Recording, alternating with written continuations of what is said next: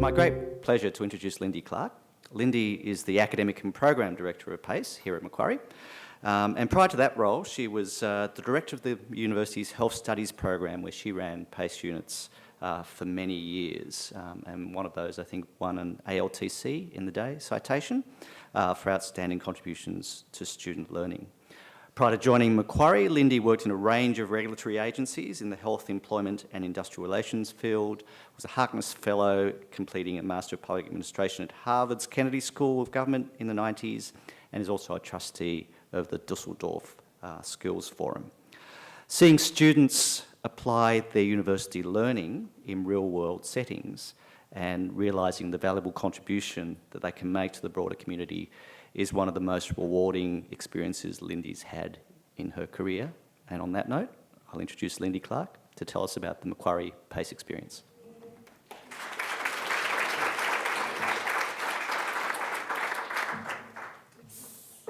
Thanks very much, Sherman, and it's lovely to see so many of you here today. It's really great. Thank you very much, Denise. That was extraordinary talk, and hopefully we'll be able to make mine a lot shorter, which everyone in the room will be very relieved about, because we all know I go on too much. What I want to do is talk a bit about the impact of, we'll talk about the Macquarie experience, and in particular the impact of PACE on employability development of our students. All of us here have some kind of particular, I won't say peculiar, experience of PACE.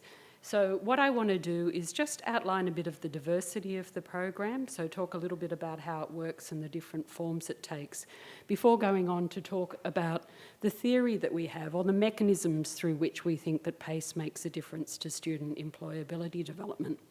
And I'll talk about that from the student perspective. I'll be pretty quiet about that because I've got much more eloquent advocates in that regard to my left. And also partner perspectives. And again, we have Michelle Parrish here from Wesley Mission, who is a very experienced PACE partner who can tell you more. And then I'll have a look at some of the data that we have on employment outcomes for PACE students. I'll conclude with a couple of thoughts about where we might go next in terms of improving the quality of the program and what impact it is having on our students' employability development.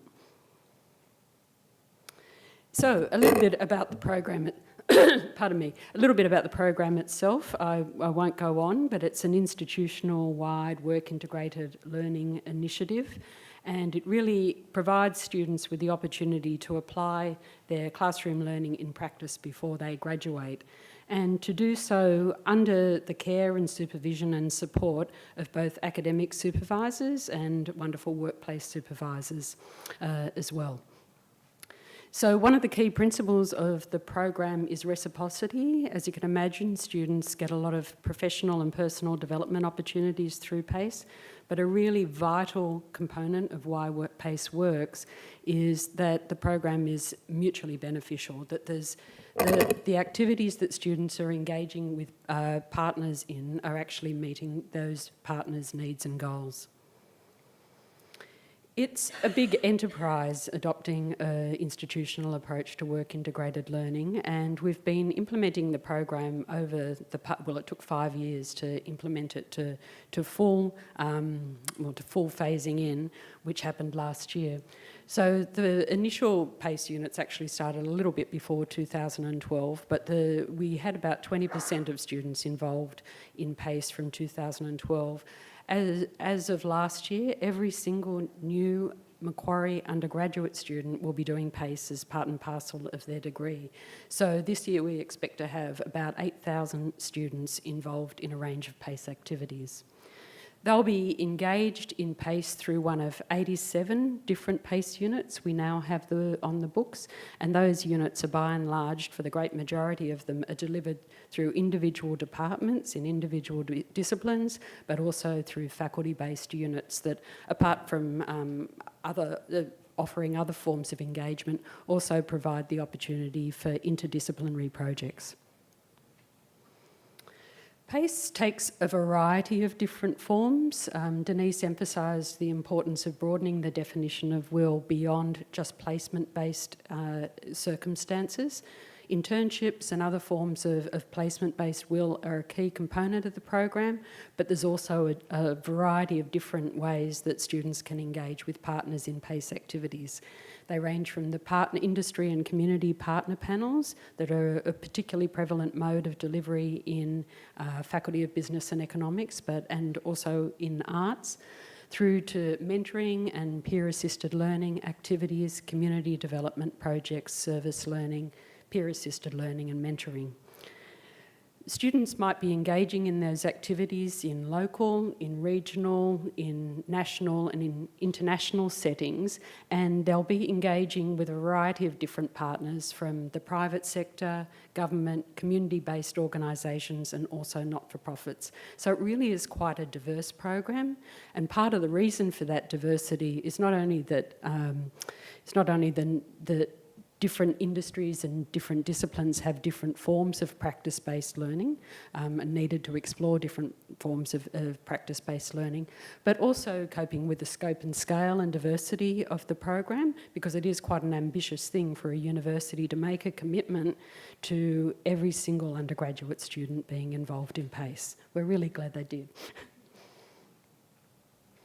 Underpinning all that diversity is some really important quality standards. So there are two things that the academic senate of the university needs to be perfectly satisfied before it'll give a particular unit the tick as a PACE unit.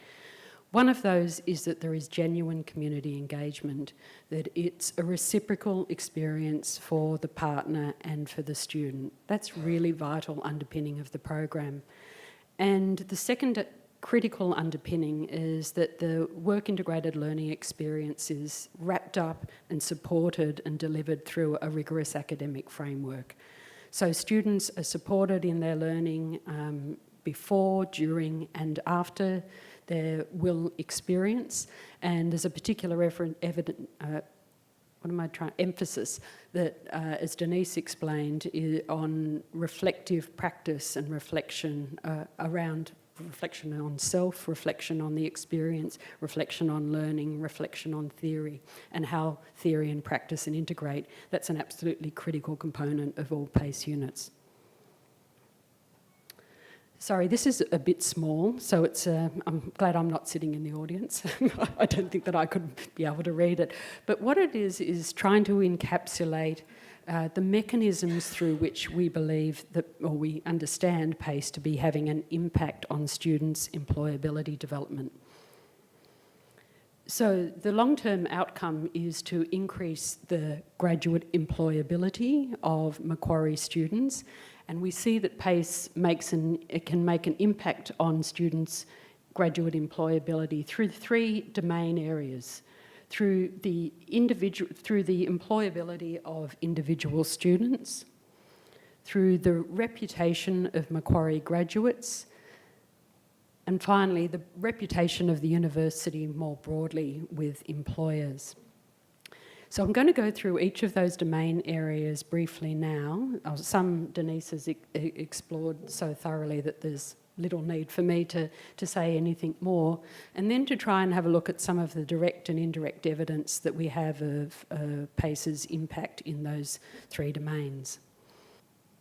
So the first is the impact of PACE or work integrated learning on the development of the employability of an individual student. Denise has explained very eloquently the different components that includes. I guess a quick summary is we see that through being involved in PACE, students have an opportunity to be engaged and active citizens. They understand more the public purpose of the work that they're doing. They get the opportunity to demonstrate that they can take responsibility for getting things done. They have to grapple with all the ethical dilemmas and complexities and ambiguities of actually applying learning in practical settings. It really does engage students in their active citizenship development.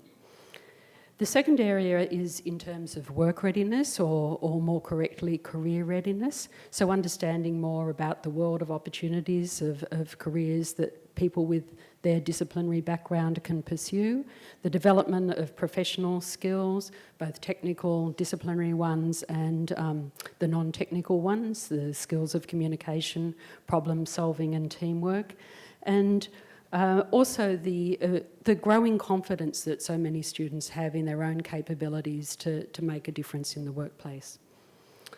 And the third area where we believe that PACE is making an impact on students' individual employability is in terms of expanding networks.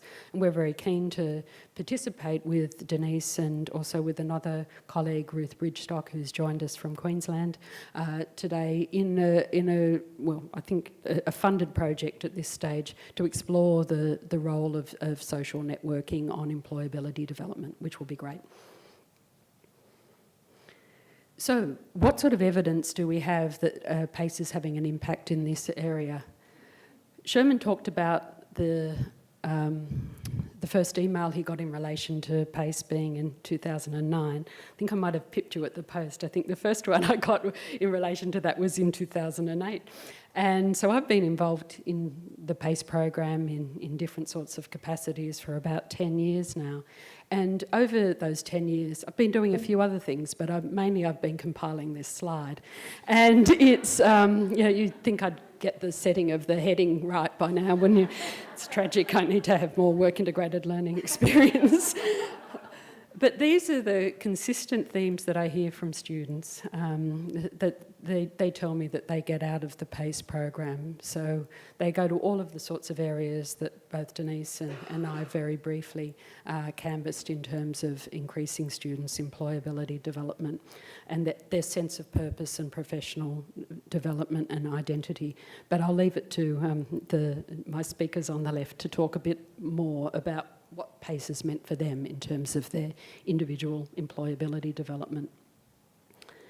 The second area is in where we think that PACE is, and we understand PACE to be making an impact, is on the reputation of our Macquarie graduates, and that's because we have great students. Quite simply, when we have students engaged in successful will activities, be they placements or other forms of engagement, success breeds success. So when our students do a great job, as they almost invariably do, partners come back to us for more and say, we like what you got, give us more. That also enhances, we know does, anecdotally, we've known for many years that it does improve the chances of students securing a job, and I'll talk a little bit later of the evidence that we've now been able to ascertain from looking at the very partial instrument that it is of the Graduate Destination Survey, but looking at the outcomes of PACE and non-PACE students through that data set. So in terms of some indirect evidence, successful engagements of partners with Macquarie students through PACE has bred more success. I'm not sure if that heading is entirely great. I think it was getting a bit late when I was doing that one, and I'm sure I could do better. PACE is always a learning experience. Anyway, what the slide is trying to show, despite my efforts to catapulted, is that when we started with PACE, we had the bars on the chart are the number of partners that we engage with each year. So this year we'll engage with over 1,000 different partners, and God bless them. When we started, we had around 400 different partners, and we were offering, those partners offered about 487 different PACE activities. So about 13% of our partners were actually offering more than one activity. Over time, while the number of our partners has grown, which has been fabulous, there's been a greater increase in the number of activities that each partner is offering for our students. So there's an indication that our partners enjoy working with our students. This angel in the middle is David Cook, the Managing Director of Konica Minolta. His probably gets one of the awards along with Michelle Parrish from Wesley Mission as our most recidivist partner. Conica Minolta is part of the Macquarie Park Innovation District. David is quite an extraordinary managing director. This is a quote that he posted on his LinkedIn page a little earlier this year, that he'd rather have 10 PACE interns than 10 consultants, because he really loves their fresh thinking. This photo is him personally welcoming in the foyer of Conica Minolta the latest intake of PACE interns. A couple of years ago, Conica Minolta dipped their toes in the water with PACE and hosted 2 interns. This year, David tells me they're going to be hosting 46. There's another angel sitting down there. So again, accumulated through a number of years of listening to what partners tell us about their experience of engaging with PACE, these are some of things that they consistently tell us.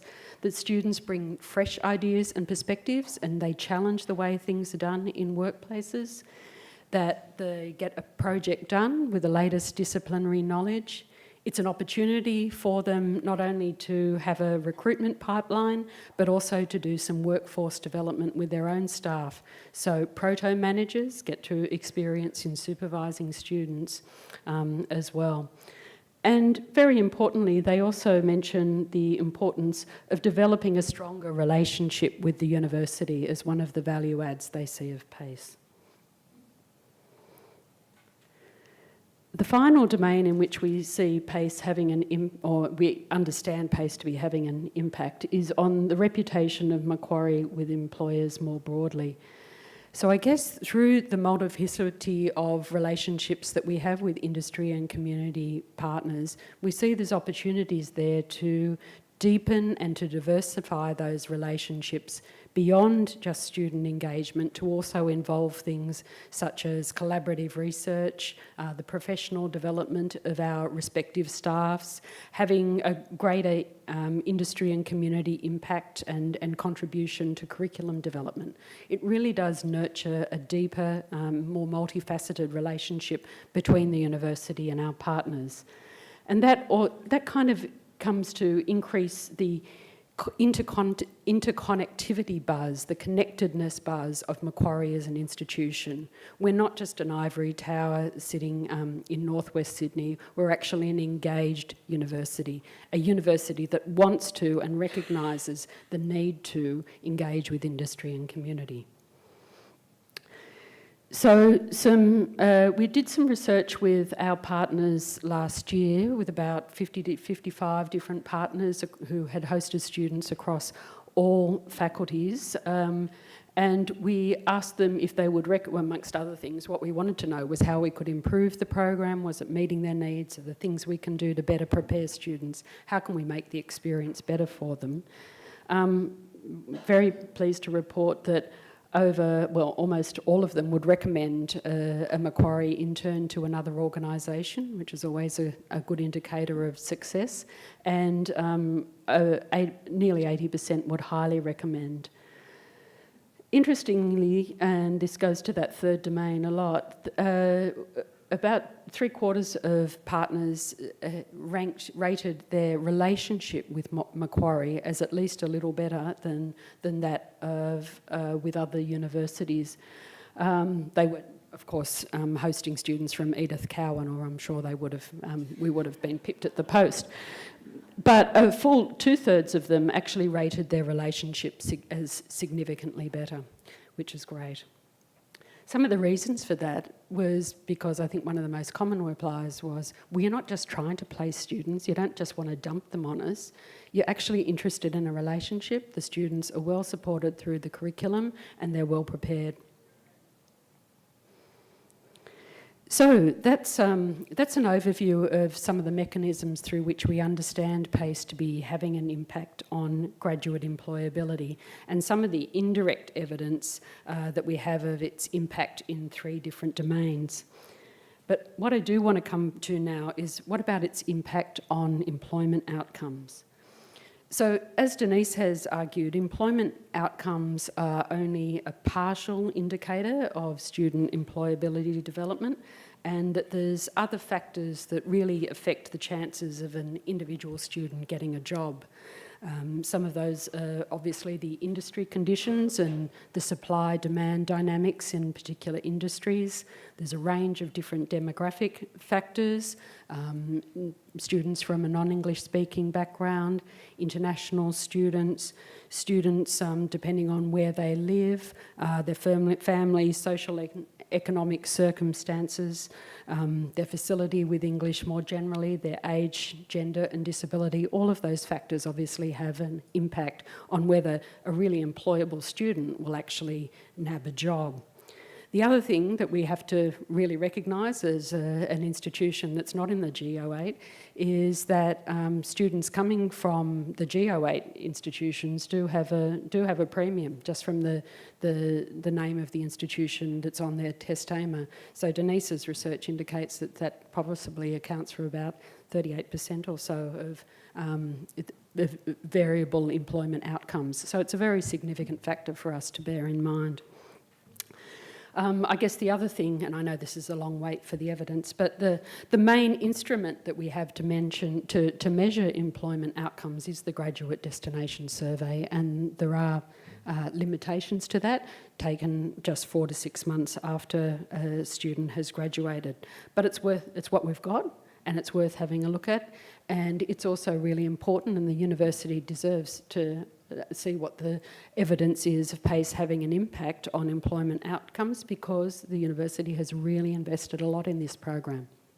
So over the years, I guess, like all people involved in PACE in some capacity, as a unit convener, as a member of staff, I've collected loads and loads of anecdotal evidence that suggests that the PACE is having an impact on students' employment outcomes, on successfully getting a job after they've graduated. But the first indication that we had that something systematic was going on came last year when the analytics unit of the university presented the results of the GDS data, the Graduate Destination Survey data, in a time series. And it indicated that something had happened from 2012 onwards for the trend of Macquarie's declining performance on the GDS, in line with all other universities, both nationally and in terms of the G08. And we were starting to track up and compare more favourably with both the red and the blue line on that graph. So there could be many explanations of that, but I remember when we saw the presentation from analytics, I was in a meeting which was a group of people charged with assisting Sherman and John Simons, the then DVCA, to put together the university's learning and teaching strategy. And the people in that room proffered PACE as the most significant change that had happened to the university's curriculum since that time. So, it was something that we could investigate.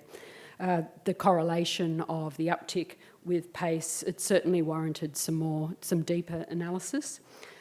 So we hired an independent, respected evaluation expert to work with analytics and with the PACE research and evaluation team to really dig down into the details of the GDS data and ascertain if the impact of PACE on student employment outcomes was significant. So I guess it's a very interesting period for us, this period from 2012 to 2015. It's kind of like a mad scientist's control experiment, because we've got students at Macquarie who have done PACE as part of their degree, and a whole lot of students who also haven't done PACE. So it was an opportunity to compare the employment outcomes of students who had done PACE with those who hadn't done PACE at an aggregated level. So the next few slides show the key results of that analysis, and bearing in mind the caveats that I mentioned earlier. So in particular, the impact of variations of economic conditions in different industries, and also bearing in mind that PACE is one unit in 24 units that students undertake, or at least 24, as part of their degree. So just bearing those caveats in mind.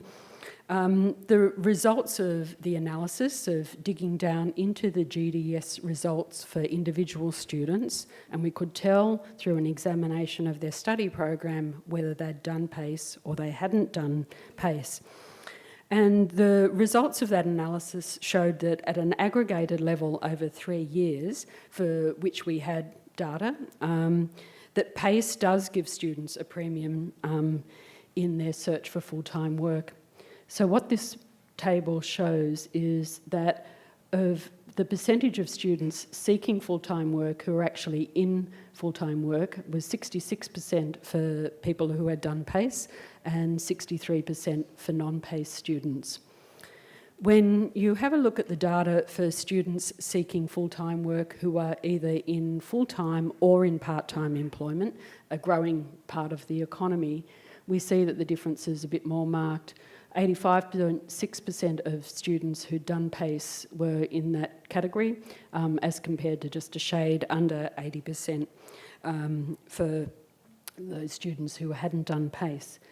The results on this slide, and I'm very happy to share it with anyone who's interested to have a look at the data in more detail. That particular slide shows the results at an aggregated level. Those results pertain both at aggregated level. Sorry, I should have mentioned that these are the shaded purple bits are statistically significant differences. And the results also pertained on a year-by-year basis. So we're currently doing some more analysis to dig a bit more deeply into that data. So, for example, to see if there's a GPA differential between students who did PACE and those who didn't do PACE, to also understand if PACE was a required element of their degree at that time, or whether the students elected to do a PACE unit, and to look where the sample sizes permit at individual fields of education, because then we can control a bit more specifically for different economic conditions in industry. So they're all bits of analysis that we're keen to dig into. And we'll certainly keep you posted as the results come to hand. But another significant result from the analysis was that, and then it's again sort of backing up anecdotal evidence that we'd been accumulating for many years, is that of the students who were employed, some 20%, really need your glasses on here, some 20% of employed PACE students had actually found a job directly with their PACE host. So all of those things are encouraging, but we're always asking the questions, how can we do better? There's always ways to improve the quality of experience and also the impact that PACE is having for both our students and for the partners that we engage with.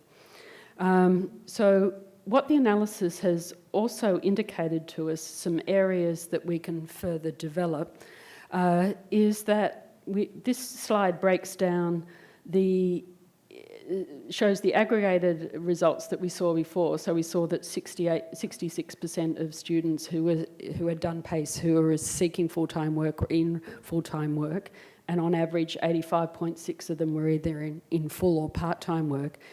What this table shows is that different types of PACE experience do seem to be having yielding different employment outcomes. And the highest employment outcomes are for structured internship opportunities. So one of the key things that's in our learning and teaching strategy, as you know, is a 10-year goal of increasing the number of internships that we have. So we're working very hard to do that, both through the internships project, where we're increasing the number of opportunities to students of as many disciplines as we can to get involved in internships, and also through the development and launch of a cooperative education degree. So Macquarie's first, and a cooperative education mode of study sequences study semesters of classroom learning with quite extended work placements over the course of a student's 4 or 5 year degree. So students are starting to engage with practice from year one. which is a fabulous way, we believe, of enhancing students' employability development. So through the expansion of the number of individual internships, including through the development of a co-op program, which is launching next year in actuarial studies, but will also spread out to more disciplines, we're really seeking to leverage the employment outcomes that we're seeing from those more structured internship modes of engagement. But it's not the case that every industry and every discipline uses internships. That's not the only form of practical experience that makes sense for a variety of different industries. So it's really important for us to leverage some of the things that come from co-op to students more broadly throughout the Macquarie student cohort. Just a reminder that PACE is having an impact, but it's only a small part of a student's degree. So at the moment, it's less than 5% of the actual study time spent by a student at Macquarie. I guess one question that we have is, what would those graphs look like if a practice-based elements were introduced to students much earlier in their education? It's such a common thing for these sort of experiences to be shared by students with us. So a PACE International student who was doing who had thought that their career lay in commercial law did a placement with the Arbitration Foundation, which is a fabulous not-for-profit organisation that works to progress labour rights in Cambodia, and discovered a real love of labour law, and that's the direction that they decided to pursue. A marketing and management student who'd done their marketing major very focused on consumer marketing, did an internship with Beiersdorf, and that really rekindled an absolute passion for business-to-business marketing, an area of practice that they hadn't considered before their third year. We had a psychology student who was unsure of where the next steps in their career would take them. They did a placement with the Benevolent Society, and that really kindled their interest in the not-for-profit sector and led to a job. So while these are things that you commonly see in PACE, how much better if these realisations came a bit earlier in a student's degree so they could start to prepare for practice and understand more the meaning and the different ways of practising in their discipline from a very early time in their education. How much more engaged would students be in their learning? How much more could they see the purpose and meaning and trajectory of their learning? How much more would we be able to retain our students at Macquarie? Questions that I think are worth asking and worth discussion. And I guess as a bit of a provocation, what we'd like to challenge or to ask us to discuss and think about in a more considered way at Macquarie is how can we embed a greater emphasis on practice-based approach, not just as a kind of a small part of every academic program, ably supported by the excellent resources and support that our colleagues in the Careers Service provide to students, but what if practice was more thoroughly embedded into the academic curriculum at an early stage and structured and scaffolded throughout a student's learning experience? What would the impact look like? Some things to consider. That's it for me.